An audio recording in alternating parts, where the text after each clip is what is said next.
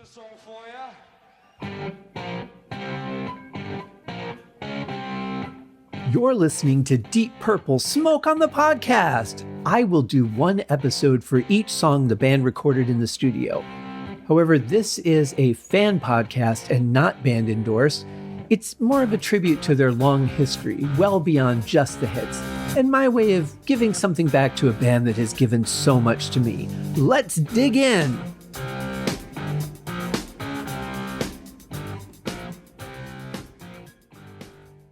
Hello and welcome to another episode of Deep Purple Smoke on the Podcast. I am your host, Scott Haskin, and guess what? This is episode 7 of season 9, covering the album Burn, and today we're talking about the epic Deep Purple song, Mistreated.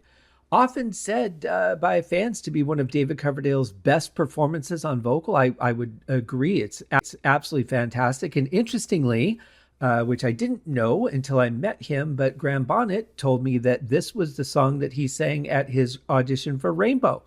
Very cool. He certainly picked a good one, very much in his range. Perfect song for a guy like Graham to sing, and I have no doubt he did a great job of it. Obviously, he got the gig with Rainbow, so it was a good choice. I don't know what to say about this song going into it. It's pretty long. It's over 7 minutes. So I say we just jump right in. Here it is, Mistreated by Deep Purple.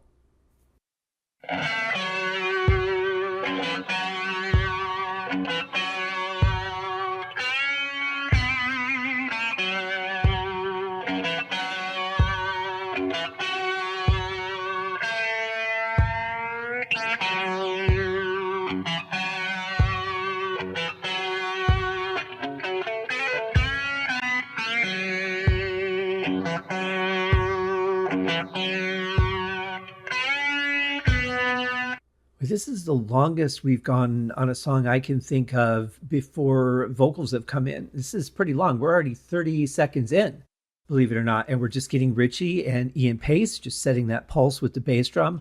I love how big the bass drum sounds. There's really no reverb or anything on it that's making it sound big. It's just a decent sounding bass drum. Very well tuned, nice and powerful coming through the mix. I don't know what size the bass drum was he was using at the time. I know he uses a larger bass drum in the studio than he does live, which makes sense because it's all about the sound that you capture when you're live. You've got amplification and different things that you can shape the sound a little bit to fit kind of the arena that you're in. But yeah, this sounds great. Little bit of flange on Ritchie's guitar. Flange has become quite a thing with this band on the last couple of albums, but it sounds really good and it's nice and patient. Great playing from Ritchie. This feels pure playing from your...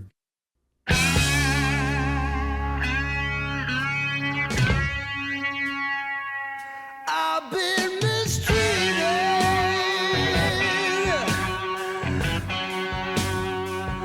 I've been abused.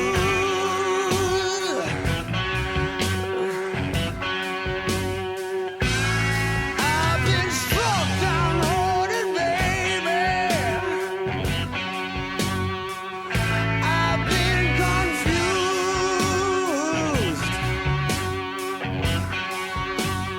Interesting with as long of an intro as we had that riff actually just continues throughout the verse.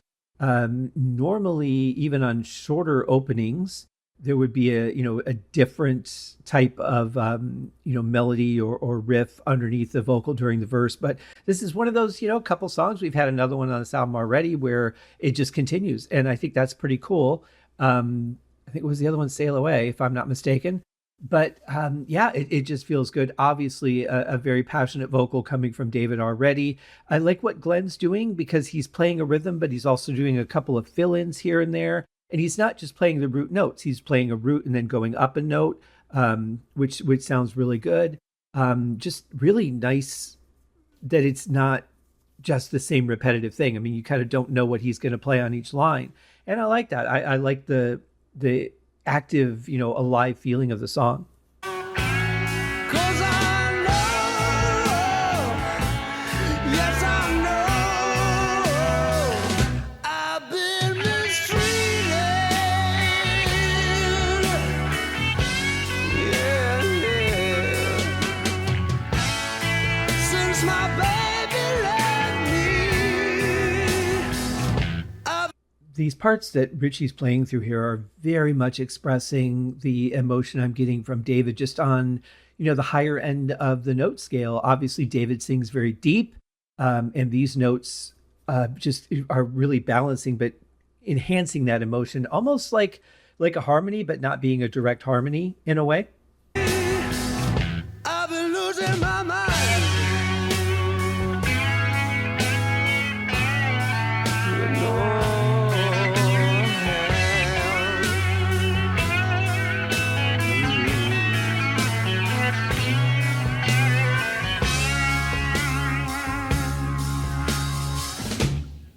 I deeply appreciate the fact that there's a couple points where the music just stops and give David just a second to come through on his own and show, how great his voice sounds without the instrumentation behind it, that it's not a combination of blending of sounds or anything that makes him sound good. He just sounds that damn good. And on top of that, it's also very rare that you get that. There's not a lot of songs that I am aware of where there isn't something going on or there's a stop between the vocals, but not actually just allowing the vocals to come through. And it sounds really good. I love that. And again, Ritchie's playing with such passion on this song. Ian's playing pretty straightforward on this one. Got to really focus on what John's doing because I haven't really been paying attention to that, to be honest. But, Glenn is playing a variety of different things, which again, just keeps it interesting. I really like that he's not just, I'm just going to hit one note, keep it open through that. Then I'm going to hit another note and keep it open through that. He's being active, but not overplaying the song because this is a slower tempo song. You don't want to be too busy in the rhythm section. I've been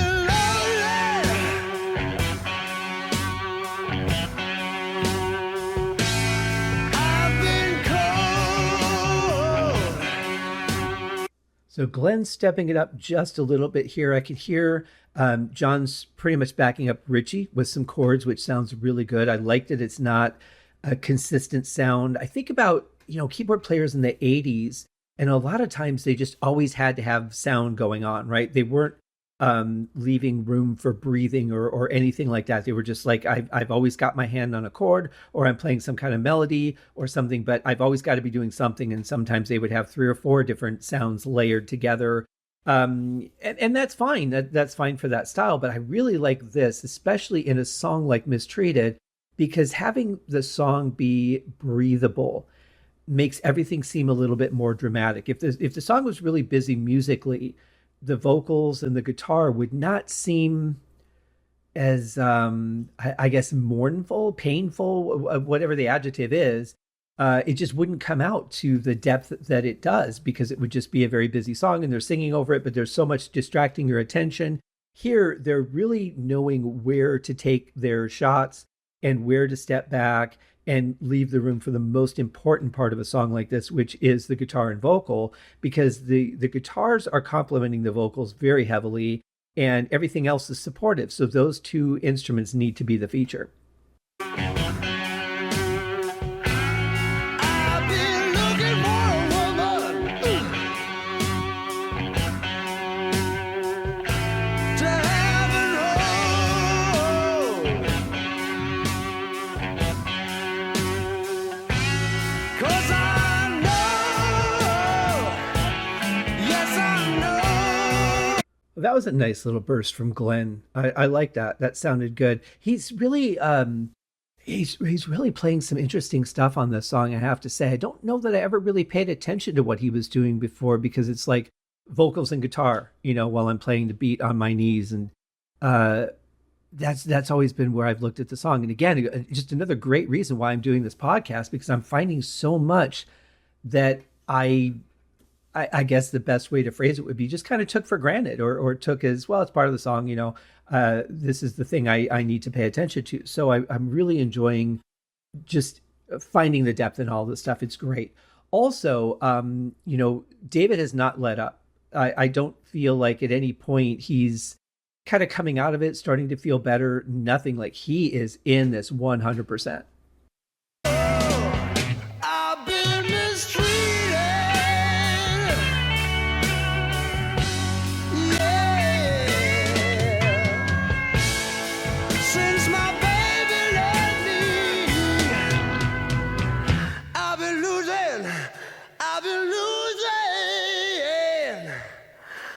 Now, it's very possible they turned it up just for this section because everything else behind it has stopped. But man, listen to the amount of reverb on David's voice, yet he still cuts through so well. And that's something that I'll give a little bit of engineering tips to you guys for those who are curious, and for those who aren't. Well, you can hear it anyway. So there's two things. There's when you're putting on an effect, there's a wet mix and a dry mix. The dry mix is how much volume of the original signal without the effect on it do you want in the mix, and the wet volume is how much of the effect do you want in the mix. So if you just put all effect, you wouldn't really hear David's voice. You would hear it in the reverb. If you put all dry, then you wouldn't hear any reverb at all. So we're getting a good combination of dry and wet in this. And it's really suddenly odd to use those terms when you're talking about David Coverdale. I've been losing my mind.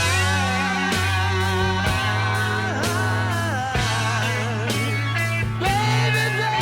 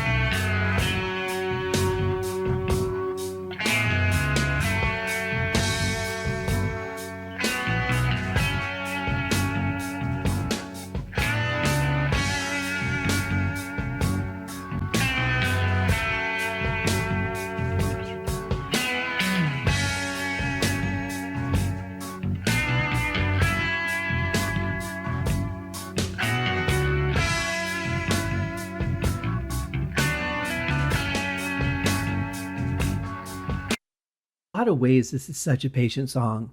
There's no need for any kind of tempo increase or anything here. There's no reason to double up on the drums, play the snare twice as often or anything like that. It just you start to lose the emotional quality when you do that.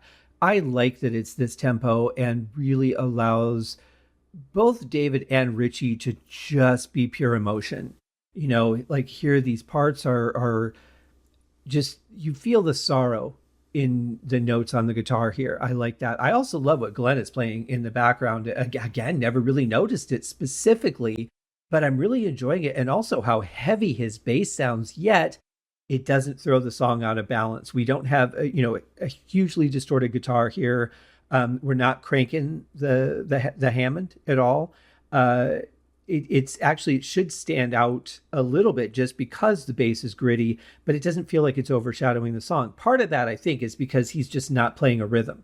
He's playing kind of sparsely here and there. I mean, it does have a rhythmic quality to it, but he's not just going like boom, ba boom, ba boom, ba boom, or something consistent like that. And I think that really helps because the bass playing here, there's a lot of breathing room in between the notes, or the note bursts, I should say. So I think that's helping it sound heavy but not overshadow the song.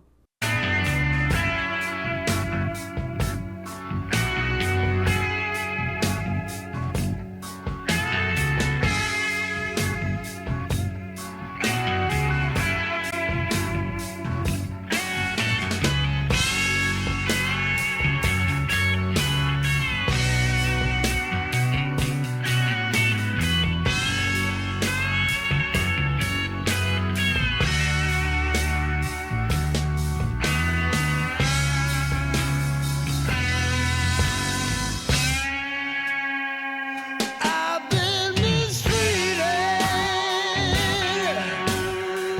I love that guitar trailing off. I really especially appreciate that he didn't go really high in the note register and ended on that, or hold a high note and really kind of, squeeze out that type of sound, because I think it's better in this case, because that's such a common trick. I mean, I've done it. Most guitar players have done it. Keyboard players do it. It's a nice trick because it's kind of what's expected, because that's kind of I don't want to say standard, because there's a lot of solos that don't do that, but it's what I would have expected him to do. And I love that he didn't. I love that he's like, this is where I'm feeling it in this note range. and that's what he put out. It's also more on par with David's voice, I think. It's less of a contrast coming off of a higher note coming back into him singing versus just, going for it, going, bananas in the solo, and then having to kind of really adjust my hearing pitch wise, going from a high note way down to where David's singing at. But the solo is fantastic. This is the kind of stuff I really love from Ritchie. When I say I love the way Ritchie feels music, this is what I'm talking about.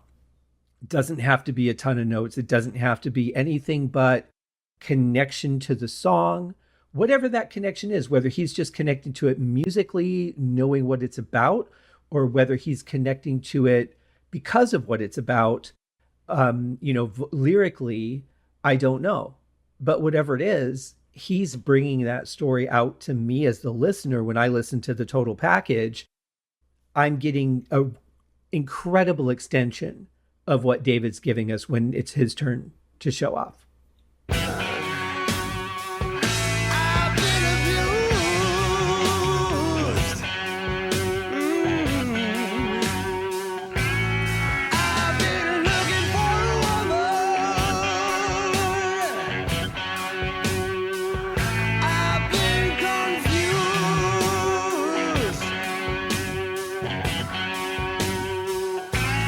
'Cause I know, yes I know, I've been mistreated. No. So that's a perfect example of what I'm talking about, what Ritchie just played there. I think if it was Ian Gillan singing, he would have gone another octave up. But with David singing, staying in this note range is just a perfect blend of vocal going into guitar as an extension of that emotion that we're getting from David in the story. And I just think that blend is so perfect, such a brilliant choice not to go up that octave. And remember, this is the part in the song, because now we're 5.5 minutes in. Song is 7:28, probably 7:26 with the end space on the file. But at this point, this is where the band would be beefing it up. We're getting a couple of cymbals that Ian Pace is hitting the snare on, giving it much more definition and brightness. We weren't getting that in the first verse. Glenn's playing pretty much the same. John's playing pretty much the same. In fact, I have to wonder if John enjoyed playing this song on stage, because there's not a lot for him to do. This is, a song where he's really laid back and supporting. So I'd have to wonder that. Maybe live he did a little bit more. I'd have to listen. I haven't heard this live in a long time. But it's really, again, it's David and Ritchie are the two that are foremost in the song. And just the way that they're playing off of each other is so beautiful. I absolutely love it. This is whether, people talk about the vocal being great or the guitar being great, but it's really the combination of the two that's doing it for me. Since my baby left me, I've been losing. I've been losing my mind. Baby. Before it gets too much further, I just wanted to point out that fill that we got from Ian Pace, just that because again, it's one of those that makes you feel like the song is slowing down when it's not. He's just going da da da da da da on the snare. Really simple, but very specifically placed hits. Genius. Again, very genius, because it just makes you feel like you're stopping, you're slowing down, and then we give David, everybody backs off, David gets his room to sing, and just that glorious voice coming through with that reverb. Such a beautiful sound.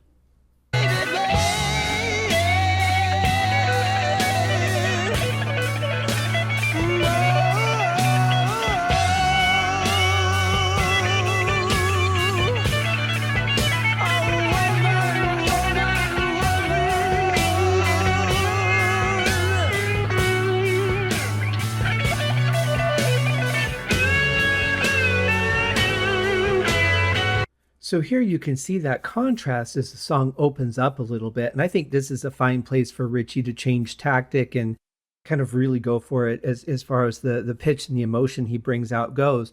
But doing it earlier in the song, I think would have just been too much of a contrast. Here, I think it's a perfect place, and you get to see how different the dynamic is between him and David when he goes to that register.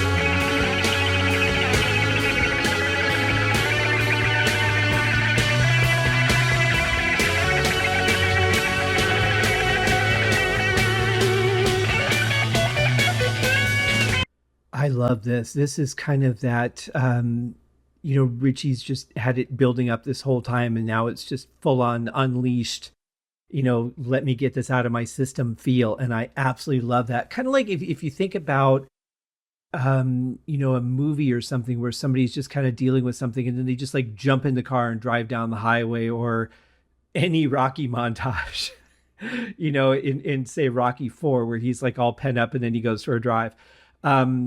It just has that I need to release this right now, and just unleashes. And I think this is a great point in the song. Again, if it was done any earlier, the balance of the song would be completely different. The tension levels, where they are, the whole build, it would just throw the whole thing off. So I love the way that they've arranged this song. It's absolutely brilliant.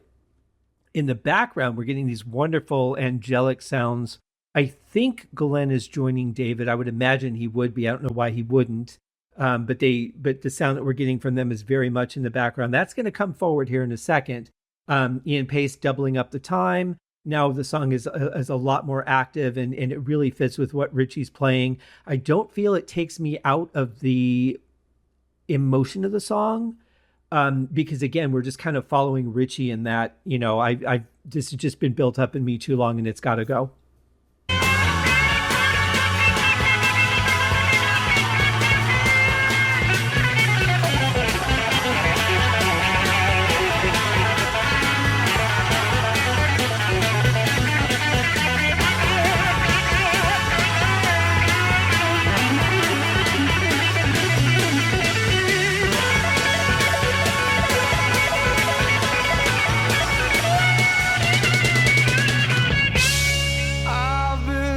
And there's that high note I was talking about. Here, it makes perfect sense to use it. You're coming out of this flurry of emotion, just letting everything come out of you. And to end on that is absolutely fine. To have done it earlier, it would have, again, thrown off that balance. So I like that we didn't get it earlier, saved it up for the end.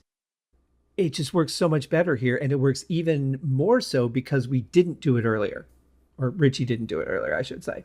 I've been losing my mind.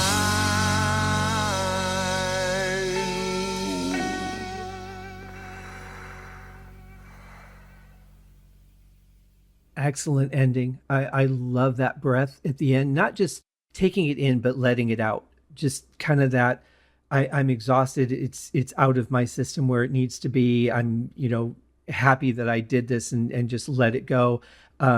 It's such a final dot on the exclamation point of the song to me.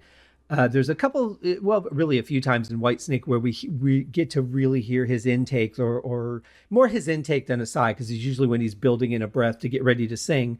But every once in a while you get that after breath, and I like that, especially here. I think that's just such a great way to end it.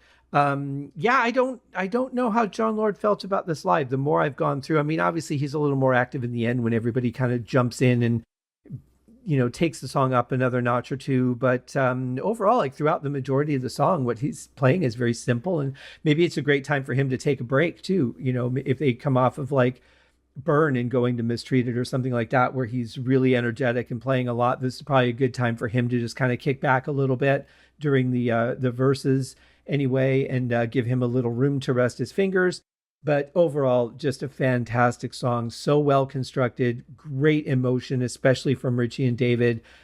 Killer track. And you can see so easily why the song is so popular and why people just love how David sings it and how Ritchie plays it. It's absolutely fantastic. So that is going to do it for us today, you guys. It is Friday. We will be back Monday with the final proper album track from Burn. And then on Tuesday, we will have the only bonus track that comes from these sessions, which both of these, I'll just throw this out there, both of these are instrumentals. It's interesting because, we didn't get any instrumentals during Mark II. And at least up to this point, when Mark IIB or Mark whatever, however they did it, reforms, we'll get something close to one. But yeah, so it's interesting to think now we've got two singers, both of whom are incredibly talented, and we have an instrumental on the album. In some ways that fascinates me, but I found out why, and we'll talk about that in the next episode. In the meantime, you guys have a fantastic weekend. Thank you so much for listening to the show, for sharing all those good things. We'll see you on Monday. Cheers.